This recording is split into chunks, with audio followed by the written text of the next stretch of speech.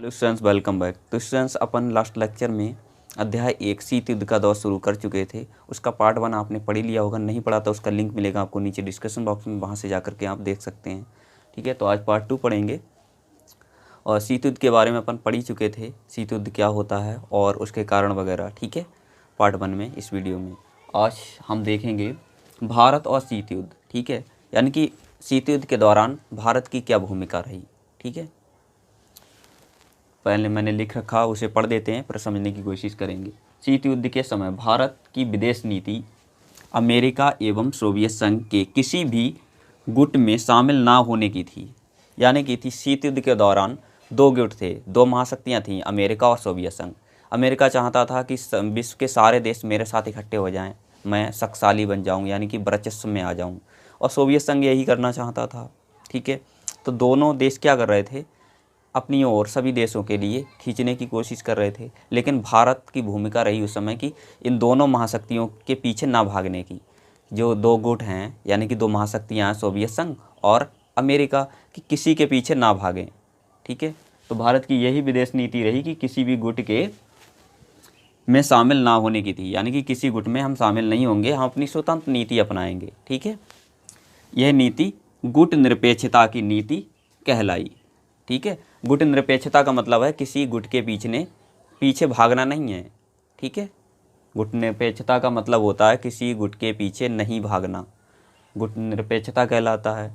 तो उस समय जिन देशों के लिए आज़ादी मिली थी, उन लोगों से भी गुजारिश की थी भारत ने कि हमें गुट के पीछे भागना नहीं चाहिए, हम अपनी स्वतंत्र नीति अपना सकते हैं। ठीक है, भारत ने अपने आप को दोनों गुटों से अलग रहने की नीति अपनाई। ठीक है, यानी कि हम इन दोनों गुटों के पीछे नहीं भागेंगे। कौन से दो गुट थे, अमेरिका और सोवियत संघ। ठीक है, भारत ने नव स्वतंत्र का मतलब उस समय जिन देशों के लिए आज़ादी मिली थी।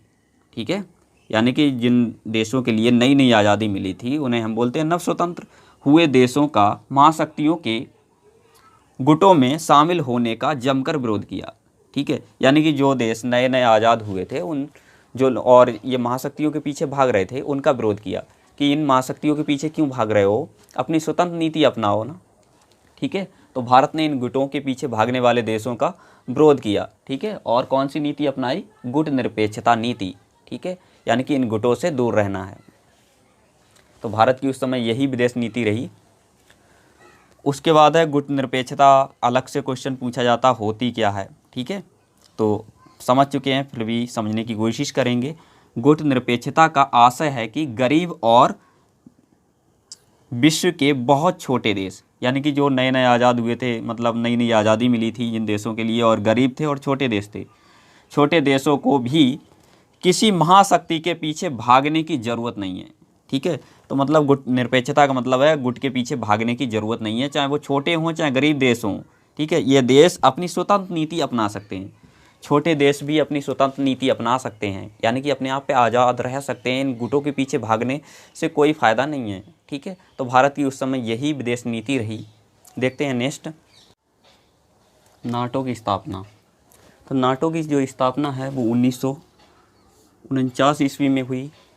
मल्टीपल चॉइस क्वेश्चन पूछा जाता है, यानी कि बहुविकल्पीय प्रश्न, कि नाटो की स्थापना कब हुई, तो 1949 में। ठीक है, नाटो के लिए हम बोलते हैं उत्तर अटलांटिक संधि संगठन। ठीक है, तो नाटो की स्थापना अप्रैल 1949 में हुई थी और इसमें 12 देश शामिल थे। पूछा जाता है नाटो में कितने देश शामिल थे, या उत्तर अटलांटिक संधि संगठन में कितने देश शामिल थे, तो 12 देश शामिल थे।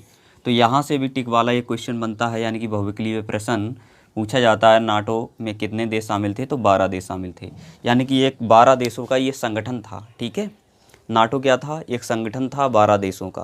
तो इसकी स्थापना हुई थी 1949 ईस्वी में। ठीक है, तो संगठन में ये 12 देश शामिल थे और संगठन में ये घोषणा की गई थी कि ये 12 देशों में से अगर किसी एक के ऊपर कोई देश हमला करता है तो 12 ये समझेंगे कि हम सब पर हमला हुआ है और उसकी मदद करेंगे। ठीक है, उसके साथ खड़े रहेंगे और उससे मुकाबला करेंगे। ठीक है, नाटो ने घोषणा की इन देशों, यानी कि इन 12 देशों में, इन देशों में से किसी एक पर भी हमला होता है, यानी कि इन 12 में से किसी एक पर भी हमला होता है, कोई करता है, तो संगठन में शामिल सभी देश अपने ऊपर हमला मानेंगे, यानी कि 12 ये समझेंगे कि ये हमला ये हमारे ऊपर हुआ है। नाटो में शामिल सभी देश एक दूसरे की मदद करेंगे, यानी कि इस संगठन में जो 12 देश शामिल हैं वो एक दूसरे की सहायता करेंगे, ठीक है। और अगर इन पर कोई हमला करता है किसी एक के ऊपर भी तो सब उसकी मदद करेंगे, सब ये समझेंगे कि हमला ये हमारे ऊपर हुआ है, ठीक है। तो समझ गए होंगे कि नाटो क्या था। इसकी स्थापना 1949 में हुई थी, इसमें 12 देश शामिल थे। तो इन दोनों बातों को अच्छे से याद रखेंगे क्योंकि ये बहुविकल्पीय प्रश्न में भी पूछा गया है, ठीक है। 1949 में इसकी स्थापना हुई। नाटो की स्थापना कब हुई और इसमें कितने देश शामिल थे, तो 12, ठीक। उसके बाद हमारा नेक्स्ट क्वेश्चन है, दो ध्रुवीय विश्व का आरंभ। दो ध्रुवीय विश्व का आरंभ यानी कि विश्व दो भागों में कब बंटना शुरू हुआ, ठीक है। यानी कि जो दो महाशक्तियाँ थीं पूरे विश्व के लिए दो भागों में बांटने की कोशिश कर रही थी, एक था सोवियत संघ, दूसरा था अमेरिका, ठीक है। तो अमेरिका चाहता था कि दुनिया के देश मेरे साथ शामिल हो जाएं और नाटो चाहता था अमेरिका चाहता था मेरे साथ शामिल हो जाएं और सोवियत संघ चाहता था मेरे साथ शामिल हो, ठीक है। तो विश्व दो ध्रुवीय विश्व की शुरुआत कब हुई थी, या दो ध्रुवीय विश्व का आरंभ अमेरिका और सोवियत संघ, यही तो दो महाशक्तियाँ थीं, अमेरिका और सोवियत संघ। तो इन्होंने ही विश्व को दो भागों में बांटने की कोशिश करी थी। अमेरिका और सोवियत संघ के नेतृत्व गठबंधन की व्यवस्था से पूरी दुनिया दो खेमों में बट गई, यानी कि पूरी दुनिया दो खेमों में बंटना शुरू कब हुई, अमेरिका और सोवियत संघ अपने अपने साथ देशों को जोड़ना शुरू किए थे तब, ठीक है। ये विभाजन सबसे पहले कहाँ शुरू हुआ, ऐसा क्वेश्चन पूछा जाता है, तो ये पश्चिमी यूरोप में शुरू हुआ था, ठीक है। ये विभाजन कहाँ सबसे पहले शुरू हुआ था, यूरोप में। ये क्वेश्चन पूछा गया है कि दो ध्रुवीय विश्व का आरंभ सबसे पहले कहाँ हुआ था, तो यूरोप में, ठीक है। तो याद रखेंगे ये टिक वाला क्वेश्चन, यानी कि बहुविकल्पीय प्रश्न में आता है, अक्सर पूछा जाता है। पश्चिमी यूरोप के अधिकतर देशों ने अमेरिका का पक्ष लिया, यानी कि जो पश्चिमी यूरोप था उसने अमेरिका का साथ लिया और जो पूर्वी यूरोप का हिस्सा था उसने सोवियत संघ के साथ चला गया था, ठीक है। यूरोप दो भागों में बटा, जो पश्चिम का हिस्सा था वो अमेरिका के साथ, पूरब का जो हिस्सा था वो चला गया था सोवियत संघ के साथ। तो समझ गए होंगे, ठीक है। दो ध्रुवीय विश्व का आरंभ सबसे पहले कहाँ हुआ था, तो यूरोप में, और पश्चिमी यूरोप के अधिकतर देशों ने अमेरिका का साथ लिया और पूर्वी यूरोप के देशों ने सोवियत संघ का साथ लिया, सोवियत संघ में शामिल हो गए। तो उम्मीद करते हैं आपको ये वीडियो पसंद आया हो। पसंद आया तो लाइक करें और आप अपने दोस्तों के साथ शेयर करना बिल्कुल ना भूलें। Thanks for watching for video.